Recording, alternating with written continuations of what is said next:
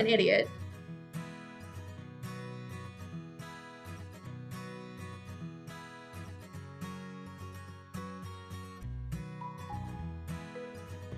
Hey guys, it's CMRJ, and that means you can call me RJ. Today, we're doing another book review. Sue me, okay? I'm having fun. Plus, it's on a book that was in my haul video, which I'll have linked. But yeah, it's called The Huntress. But before I say anything else, make sure you like and subscribe, hit that bell button so you're notified every time I post, and comment down below how you feel about these videos, because I could do them forever. As I said, I talked about this book in my mini haul that I did, and I was excited about it then, and I'm excited about it now.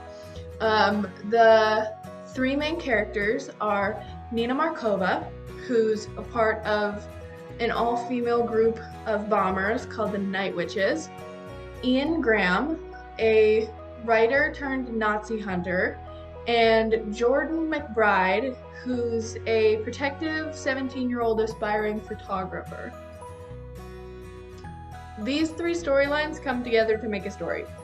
It seems unlikely, but it works well, I promise. Like, so well, oh my word. So, how did I feel about it? Again, this isn't the type of book that I generally read, what with it being like historical fiction and everything, but apparently that is the kind of book I read, so I enjoyed it.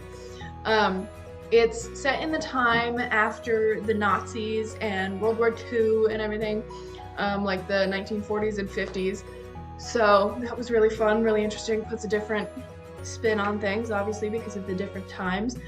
Everyone is, you know, trying to move past the horror of the war in different ways. Plus there's a few different storylines, like I said, and you're sitting there reading it at the beginning like, how on earth are these gonna come together as one story? I had a lot of fun with that. Nina's character specifically was really fun for me. She grew up in the wild virtually on her own for 19 years, except her abusive disaster of a father. And it made her tough and very interesting to read about, like because of how it molded her personality and just how she reacts to things. Plus, she believes you should only have one fear, and hers is water.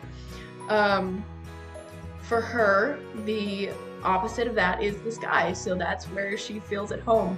And I love that. Like that whole concept is so cool to me. Like, she's so tough to the point where she, like I said, she literally believes you should only have one fear, and that should be the only thing you're afraid of.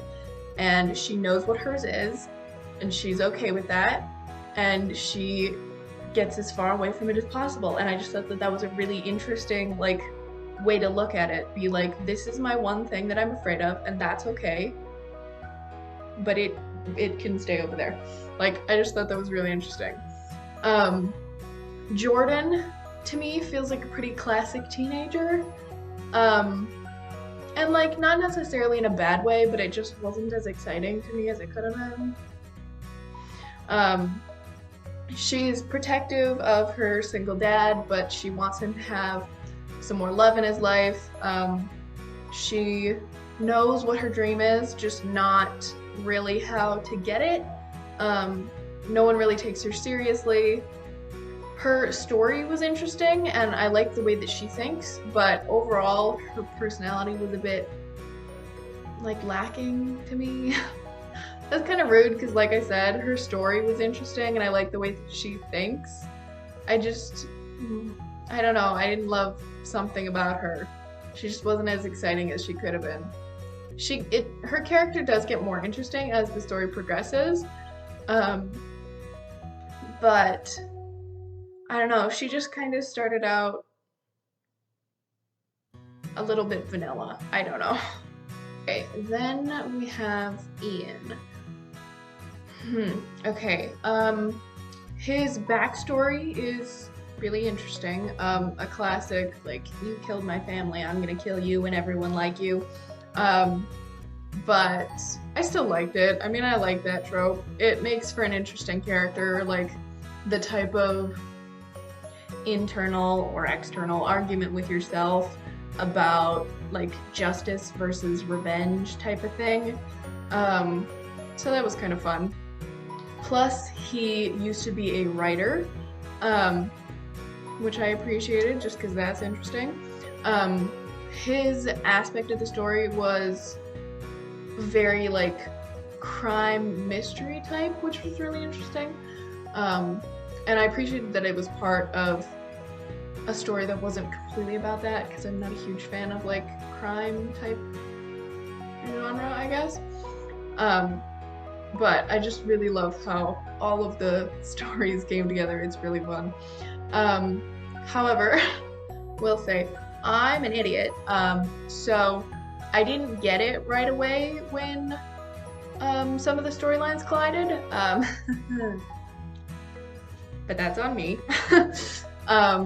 There were some side characters that became pretty important, and I appreciate that. It's always good to expand the story a little bit with interesting side characters, because nothing is ever just about one person. Some lovely ships, of course. I totally saw a like plot twist, if you want to call it that, coming, which made it a little bit less exciting. Well, I mean, totally saw it coming is a little bit of a stretch, but like, I looked at the story like an author would, and I knew what I would do if I was writing it.